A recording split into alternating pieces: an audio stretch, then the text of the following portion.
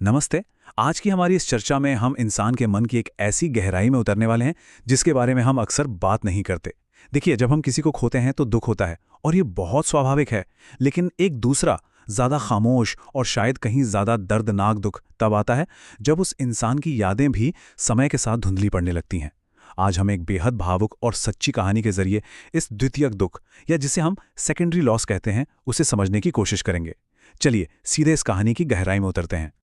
आप जरा सोचिए, क्या होता है जब हमारा दिमाग उस सबसे अनमोल तस्वीर को ही धीरे धीरे मिटा देता है जिसे उसे हमेशा संजोकर रखना चाहिए था। ये बस कोई साधारण सवाल नहीं है, बल्कि आज की हमारी इस पूरी चर्चा का केंद्र है। ये उस त्रासदी को दिखाता है जहां समय सिर्फ हमारे घाव भरता ही नहीं है, बल्कि कभी कभी हमारी सबसे प्यारी यादों को मिटाकर हमें कुछ नए और गहरे घाव भी दे जाता है। इस कहानी में हमारे पास दो दोस्त हैं, राज जो ये कहानी हमें बता रहे हैं, और उनके खास दोस्त किंग। अब किंग बाहर से कैसे दिखते हैं? एकदम नॉर्मल, बहुत ही लॉजिकल रहने वाले इंसान, दुनिया से थोड़े अलग थलग, और जिन्हें देखकर लगता है कि भाई इन्हें तो कोई इमोशनल दर्द छू भी नहीं सकता। लेकिन इसके ठीक उलट उनके अंदर एक छिपी हुई अवस्था है, एक ऐसा खामोश दुख जो अंदर ही अंदर विनाशकारी है। सच यही है कि हर इंसान अपने बाहरी आवरण के पीछे एक अदृश्य बोझ लेकर चलता है। तो हुआ यूं कि एक दिन राज ने किंग से बस ऐसे ही एक बहुत गहरा सवाल पूछ लिया। उन्होंने पूछा, यार क्या जिंदगी में कोई ऐसी बात है जो अगर कभी कभार दिमाग में आ जाए तो बहुत ज्यादा तकलीफ होती है? राज ने यह सवाल बस यूं ही पूछ लिया था क्योंकि उन्हें लगता था कि किंग जैसा लॉजिकल इंसान, उससे भला क्या चीज दर्द देगी। हम सब भी तो अक्सर यही सोचते हैं ना कि जो लोग अपनी भावनाएं नहीं दिखाते उन्हें शायद दर्द ही नहीं होता। और उम्मीद के मुताबिक किंग का पहला रिएक्शन तुरंत इनकार का था। उन्होंने कहा कि नहीं, ऐसी तो कोई बात नहीं है। लेकिन राज ने बात को वहीं खत्म नहीं होने दिया। उन्होंने थोड़ी जिद की और समझाया कि देखो, हर किसी की जिंदगी में कुछ ना कुछ ऐसा जरूर होता है। कुछ ऐसे ये क्यों नहीं हुआ या वो क्यों हुआ वाले सवाल होते हैं जिन्हें सोचकर कोई भी उदास हो सकता है। और राज की इसी सौम्य जिद ने आखिरकार किंग की उस मजबूत दीवार को चटकाने का काम किया। यहीं से वो मजबूत ढाल टूटने लगी और हमें उस छिपे हुए दर्द की पहली झलक मिली। अचानक उदास होते हुए किंग ने अपनी चुप्पी तोड़ी। उन्होंने कहा, एक बात तो है जो कभी कभी मुझे अंदर से पूरी तरह तोड़ देती है। जरा सोचिए, ये कितना शक्तिशाली वाक्य है। एक ऐसा इंसान जो अपनी भावनाओं पर हमेशा सख्त पहरा रखता है, जब वो ऐसी कोई बात कबूल करे तो समझ लीजिए कि वो दर्द सच में कितना गहरा है। यह सीधा उस कमजोरी को सामने लाता है जिसे वो दुनिया से छिपाने में अपनी पूरी ताकत लगा देते हैं। इसके बाद कुछ पल की भारी खामोशी छा गई, और फिर किंग ने जो कहा वो सच में झकझोर देने वाला था। उन्होंने कहा, मुझे मेरी माँ की शक्ल तक याद नहीं है। मैं बहुत छोटा था जब वो चली गई। इस बात की गहराई को महसूस कीजिए। अपने माता पिता को खोना तो दुनिया का सबसे बड़ा दुख है ही, लेकिन उनके चेहरे की याद ही मिट जाना, अपनी विजुअल मेमोरी को पूरी तरह खो देना, यह तो बिल्कुल एक अलग तरह का ट्रॉमा है। अपनों के बिछड़ने का यह सबसे क्रूर रूप है। किंग की वो बेबसी और अंदरूनी संघर्ष यहां साफ छलक रहा है। वो कहते हैं, अब तो मैं उनको याद करने की कोशिश भी करता हूं ना, तो उनका चेहरा दिमाग में नहीं आता। मैं फिर से उनको देखना चाहता हूं। ये हमारे दिमाग की वो लाचार अवस्था है जब वो किसी ऐसी चीज को मजबूती से पकड़ने की कोशिश करता है जो यादों की रेत से बहुत पहले ही फिसल चुकी है।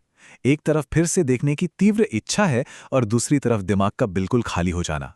जैसे ही वो तार्किक दीवारें गिरीं, किंग के अंदर से एक छोटे बच्चे जैसी इच्छाओं का सैलाब सा उमड़ पड़ा। अपनी माँ को वापस पाना, उनके साथ फिर से रहना, एक बार फिर से बच्चा बन जाना, अपना सारा बचपन उनके साथ बिताना और उनके साथ साथ बड़े होना। हम जानते हैं कि ये सब असंभव इच्छाएं हैं, लेकिन इससे ये समझा जा सकता है कि गहरे दुख के समय में इंसान का मन कैसे पीछे मुड़कर उन नामुमकिन चीजों की तरफ भागता है।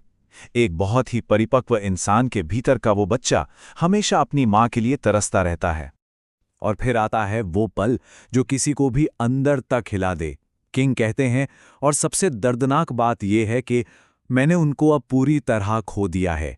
ये वो एहसास है जहां यादों का मिट जाना किसी प्रियजन को दूसरी बार खोने जैसा महसूस कराता है। पहली बार शारीरिक रूप से और दूसरी बार मानसिक रूप से, जब उनकी यादें भी चली गई। ये पूर्ण हानि यानी टोटल लॉस का एहसास है। ये बताता है कि यादों का मिटना भी किसी मौत से कम नहीं होता। इस खालीपन की जो गूंज है और उन खाली यादों की जो भारी चुप्पी है, उसे शब्दों में पिरोना मुश्किल है। ना कोई चेहरा, ना कोई आवाज, ना कोई हंसी, बस ये 3 छोटे छोटे वाक्यांश जीवन की जीवंत उपस्थिति और उस भारी शांत खालीपन के बीच का बहुत बड़ा अंतर बता देते हैं। किंग को अपनी माँ का कुछ भी याद नहीं है, ना वो दिखती कैसी थी, ना उनकी आवाज कैसी थी, और ना ही उनके हंसने का तरीका। ये खाली जगह हैं उस दर्द को 1000 गुना बढ़ा देती हैं, क्योंकि यादों के नाम पर पकड़ने के लिए कोई सहारा ही नहीं बचा है। और इसी खालीपन का अंतिम परिणाम है ये दर्दनाक विरोधाभास। किंग ने कहा, मैं जब भी उनके बारे में सोचता हूं, मेरा दिमाग मेरे दिल को कई हजारों टुकड़ों में तोड़ देता है। मतलब दिमाग याद करने की कोशिश करता है, वो विफल होता है, और दिमाग की यही विफलता हर बार दिल को नए सिरे से चकनाचूर कर देती है। राज की इस पूरी बातचीत का अंत किंग की एक बहुत ही सरल लेकिन दिल को चीर देने वाली आखिरी ख्वाहिश के साथ होता है। उनकी पहली ख्वाहिश है कि उनकी माँ उन्हें वापस मिल जाएं, और अगर वो मुमकिन नहीं है तो कम से कम उनकी यादें ही उन्हें वापस मिल जाएं। राज बताते हैं कि ये सब कहते हुए किंग की आंखें आंसुओं से भर आई थीं। ये उस इंसान के आंसू थे जिसे दुनिया सबसे ज्यादा लॉजिकल और भावनाओं से दूर समझती थी।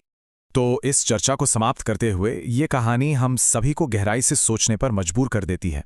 क्या किसी को खोने की सबसे बड़ी ट्रेजेडी केवल उनका शारीरिक रूप से दूर जाना है, या फिर हमारी सबसे कीमती यादों की वो धीमी और खामोश चोरी है जो समय के साथ लगातार होती रहती है? किंग और राज की यह बातचीत हमें इंसानी यादों की नाजुकता और उस दूसरे ज्यादा गहरे दुख के बारे में सोचने पर मजबूर करती है जो यादों के धुंधले पड़ने पर आता है। इसी विचार के साथ हमारी आज की ये चर्चा यहीं संपन्न होती है। अगली बार एक नए विषय के साथ फिर मिलेंगे।